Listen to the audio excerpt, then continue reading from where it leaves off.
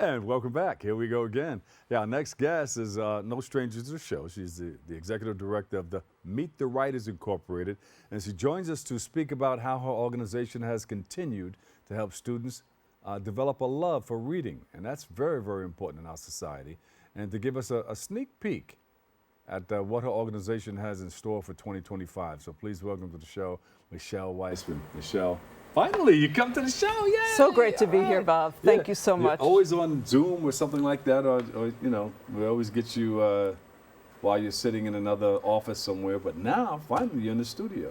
Yeah, it got easy to do it from home, from my home office, but now I'm here, and I'm so glad to be here. Yeah. I'm excited to be here, especially because Meet the Writers started 10 years ago in the Bronx. 10 years ago. Wow. 10 years ago in the Bronx. We started in the Highbridge neighborhood. We started at a middle school, and we started with author Torrey Maldonado. He wrote a book called Secret Saturdays, and he spoke to 7th graders, and that was the beginning. And since then, it's incredible to tell you that we've reached over 55,000 students. We're, in addition to the Bronx, we could set this up, we're in Brooklyn, Manhattan, and Queens. And we reach students 3K to college. Yeah. So we started in the middle school, but then we branched out.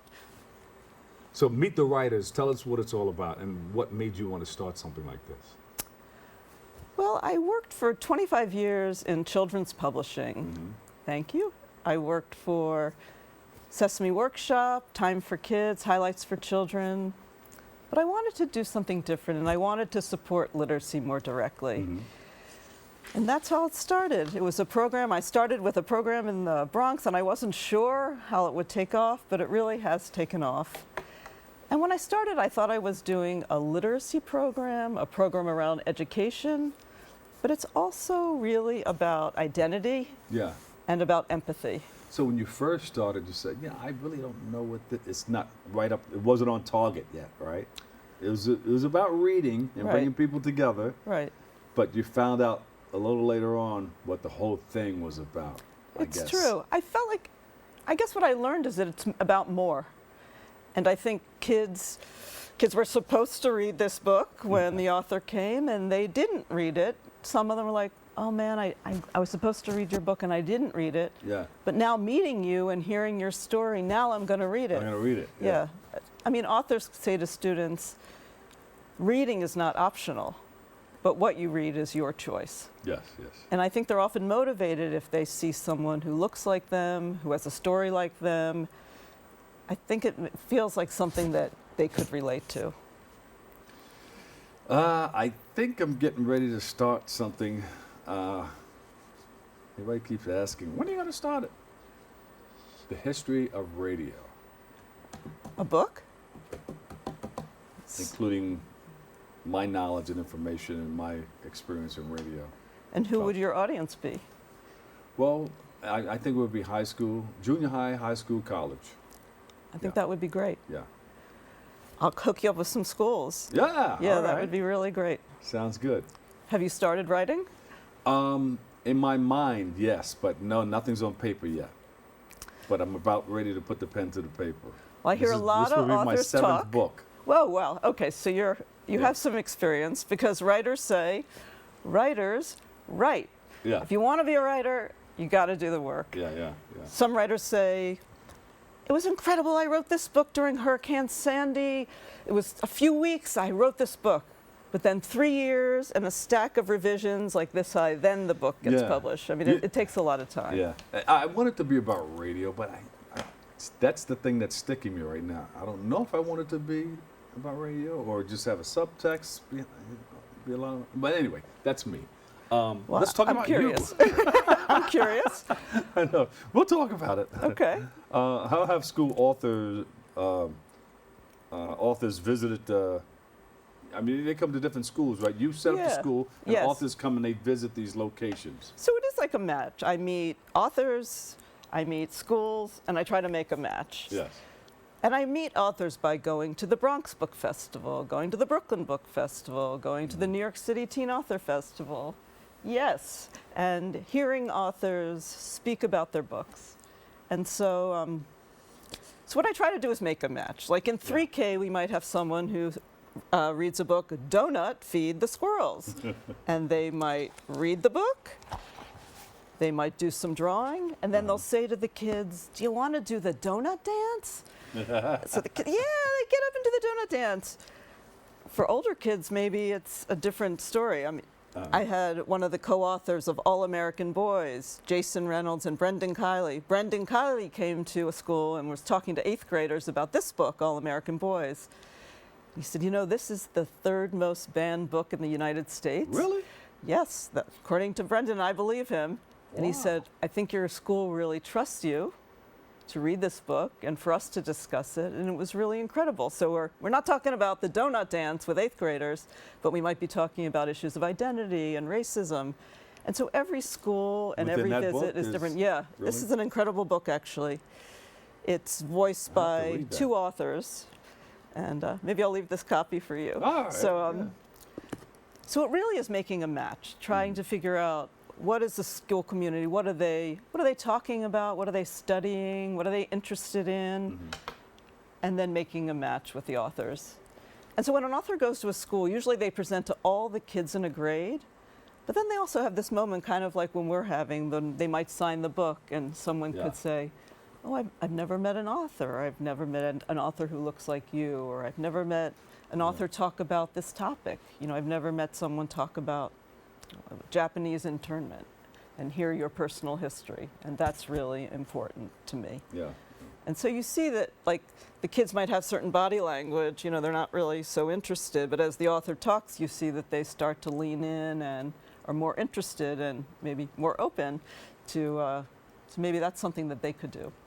Wow. So you watch this whole thing. You put all this stuff into like a certain area, and you say, you know what? This is what's going on with the students. This is what's happening with the authors, and we're putting the schools together. Everybody's getting. It's a win-win for everyone.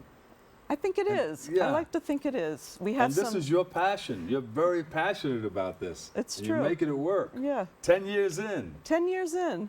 Wow. We're going to be celebrating at What are you the gonna do? Center for Fiction in Brooklyn. And Sonia Manzano, Bronx native, is going to come and be our guest speaker, help us talk. We're going to thank the writers, thank the schools, thank the funders who have helped us get so far in 10 years. You have some food and some have music. Some food. Yeah. Yeah. A little bit of talking. Yeah. A lot of food. Yeah. Good, good, good. Well, 10 years, that's a milestone then. What is this right here? Sonia Manzano. So she visited the Highbridge Green School. She's visiting other schools in our network. She's talking to teachers in Washington Heights, 7th graders. Here she is again at the Highbridge Green School. Yeah, yeah. Yeah. Wow. Well, it's been really amazing that sometimes I might think, oh, this author may not want to participate, but authors have been really tremendous participating in our program. She likes coming out too. That's the Sesame Street girl. Yeah, yeah. Yeah, she's great. Good, good, good. So what's next? What do you have coming up next? Is it one of the schools that we're going to? Well, we have some exciting events. I feel like in 10 years, authors have gotten to know us, and we're launching a new book by author Renee Watson. All right. She's coming to 2 schools next week. Next Monday and Tuesday, she'll be in the Bronx, she'll be in Brooklyn, and this is what's called Launch Day. This is the day her book is coming out in the world, and she wants to do it when meeting students in New York City. So I'm pretty excited about that. Did you talk to one of our producers to see if we can get a camera out there? That would be amazing. Yeah. Yeah, that would be Talk great. to, Stephen before you. That would be before you great. Yeah. See if that would be something that we'd be able to do. That would be great. What lessons will you take away from 2024 to help you navigate through 2025? I don't know. I feel like we're just keep on doing. I feel like 2024 felt like we were sort of back after the pandemic. Yeah. You know, I feel like schools felt a little more back to normal. So I feel like, I don't know, one of my mottos has been yes. And I feel like, yes, you know, we just keep on doing more, like more schools, more authors, more students. Yeah. Yeah. What's one of the highlights, one of the authors that you wanted to join you in one of the schools, and they finally came, or just said, you know what, I'll be there. Yeah. And you went around calling everybody, guess who's coming? Well, I am pretty excited about a lot of the authors. The co-writer of this book, Jason Reynolds, resides in D.C., and he's a busy man. He's very popular. He's the National Ambassador for Children's Literature, and he finally said yes. So he was able to talk to students in our network. After 5 years, I kept hounding him, and I said, I know one day you're going to say yes. It took 5 years. I said, I know you're going to say yes one of these days, and he did. So that was a highlight. But there's many, many highlights. Yeah, good. And Meet the Writers goes. You know, I go to most of the author visits. We bring someone from our team, and it's really wonderful. Great. So you've been doing it for 10 years, and here we go. Still going. Still going. Still moving. Yeah, one day you'll come. I'm going to come. Yeah, that would be great. That's what I said. To talk to one of our producers Okay. and see if we could that would be get great. a camera out there. That would be great. So website, social media? Yeah, website is meetthewriters.org. You could follow us on Instagram. Okay. Instagram is? Instagram, Meet the Writers. Meet the Writers. .org. So the whole thing is Yeah, just Meet the Writers. I wish Yeah. I could do that. But mine is broken up a little bit.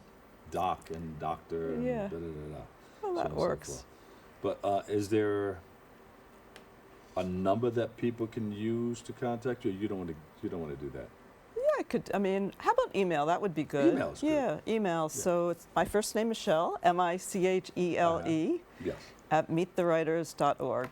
And I'd love to hear from writers, teachers, funders, media, anyone. Funders. Yes, love that. And I'd love for people to join us at the Center for Fiction on May 14th in Brooklyn. That would be really great. It's all going to be on the website. Yeah, on the website. All right. Michele Weisman, Executive Director, Meet the Writers Incorporated. We appreciate you. Thanks for stopping by. Thank you so much, Bob. It's been a pleasure. Welcome. You're Thank you. welcome to come back. Thank you. All right, we have to take a quick break, but don't go anywhere. We'll be right back with more Open next.